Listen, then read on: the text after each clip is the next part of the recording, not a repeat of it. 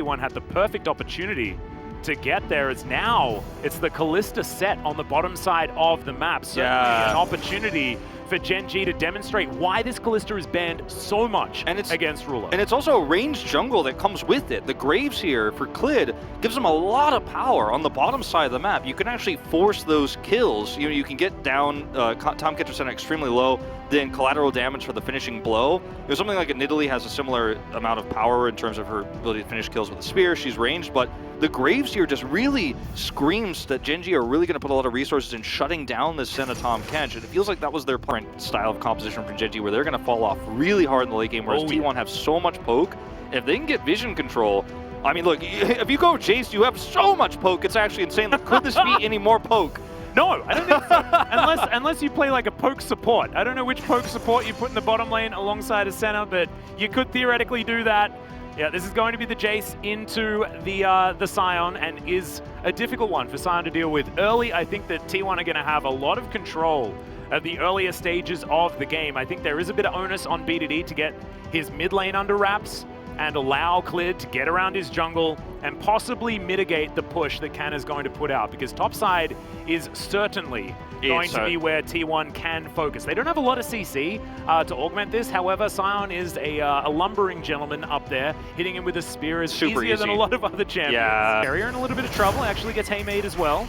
Even going to come at the that was close. As now we're looking to try and get this dive onto Rascal. He flashes. Turret aggro picked up by Cuz and held onto absolutely beautifully. Great gank up there, and we mentioned that T1 playing around topside should be an inevitability, and so far very successful. And they're playing around it so well. I mean, this bottom side of the map is walks up and takes it. Yeah, Cuz gonna have to try and get out of the way here as Clid. BDD finally there. The train leaves the station. I don't think anyone, oh yes it was. So the drive-by collection of the eye was successful there for Rascal. And he wants this, right? He wants to be able to get that plate gold so this Sion can reach relevance a whole lot earlier. Really are able to dodge that spear, but they need to come in. Carrier in a little bit of trouble here as Rascal rounds the corner.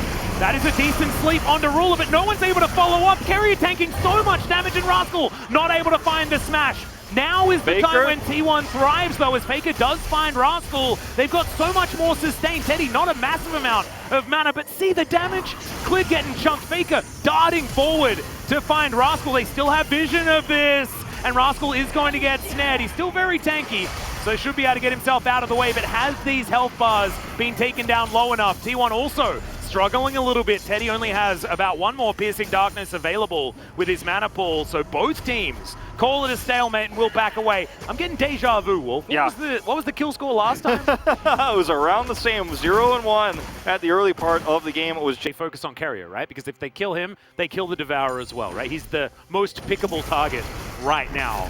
As, okay, here comes the train. Another flash comes out from Canna. That was already back up since their last fight. As Kemp Tank comes down, great knock up. And Clid should have the damage for this one. Canna just out of position, pushing up a little bit too far. Now Gen G in a 4 versus 5 scenario, but there's 4 minutes left on this streak. What are you really fighting for? Yeah, exactly. At this stage of the game, as Faker jumps on over, he'll find the bubble onto Clid as BDD flashes in front of the Battlestar to keep his jungler alive, and now Ruler finds Faker, who may be overextended. Fate's call, he's going to land under the Tom Kench as Faker spends so much time in his belly, but it means the Carrier gives up his life.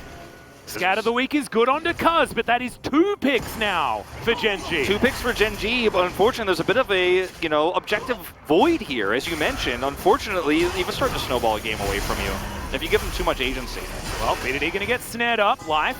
Now in position to try to defend. Clid makes his way through, and now Teddy might be out of position. Devour going to be used, but now it's on cooldown. There's Scat of the Week. Canna is dead once again, and here's the re-engage. Ulti comes through Cuz. Goes golden to mitigate it. Clid going to survive, and now the showstopper comes in.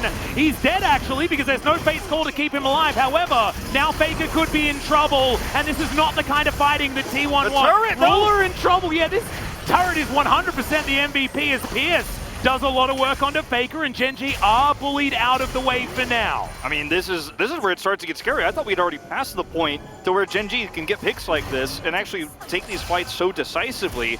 and really catch T1 out of position. But T1 are making some very serious mistakes in terms of positioning. Gen G see blood in the water. Their execution of this draft has been so phenomenal that even from behind, they now find themselves with a gold lead now in these very aggressive picks. It's not straight up front-to-back team fighting.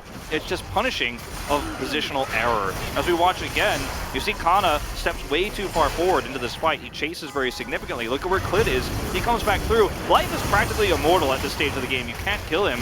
And Clid comes over, gets that extra damage on the Kana, and at this point the fight is over. But Gen G know that their win condition is to snowball super hard. They commit the showstopper, everything here, to actually end up getting a favorable trade. The turret is doing so much damage in this scenario. Look at all the resources T1 have to use defensively here.